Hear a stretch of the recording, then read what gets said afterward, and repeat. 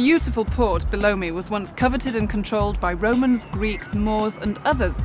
It launched the ships that connected Europe to the New World and the navigators who proved the world was round. This is a land of incredible history, vibrant culture and rustic charisma. We're exploring Portugal. This hilly backdrop is Lisbon, the capital of Portugal. An incredible amount of history has stemmed from this city, but it's also got a modern flair that you really mustn't miss. These hills offer various different neighbourhoods, well worth exploring. A fun way to get around Lisbon is to ride one of the many funiculars and trams that traverse the hills.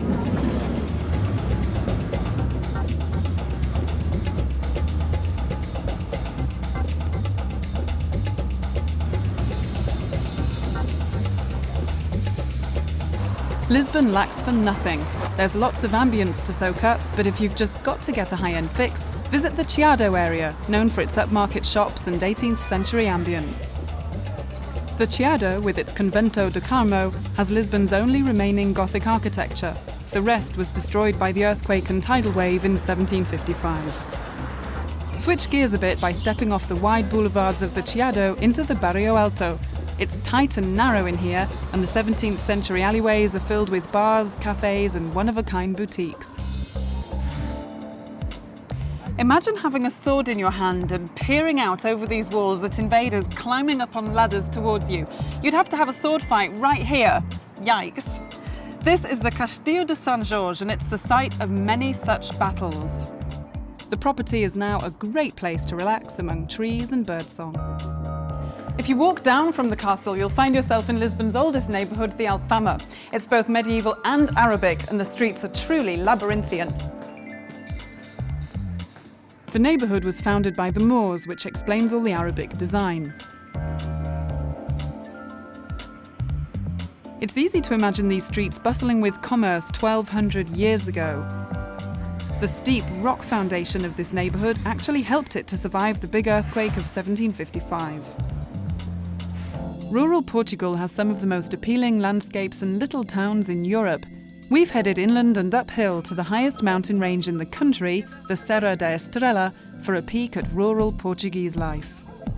When you're travelling around Europe, there's nothing like sampling local cheeses. Each valley has its own variety, and here on the western slopes of the Serra da Estrela, there's a cheese called, well, you can probably guess, Queijo de Serra da Estrela, and we're going to witness its creation from start to finish.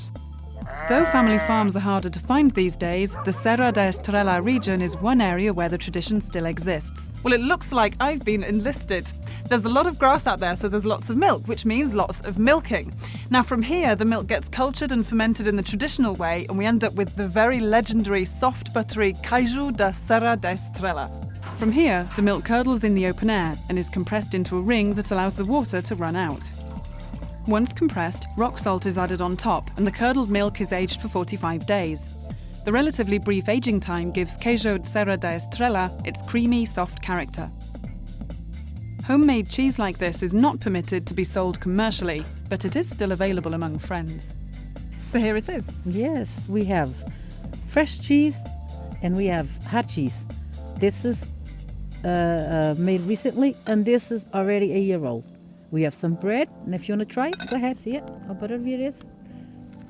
Oh, wow. You cannot have cheese without bread.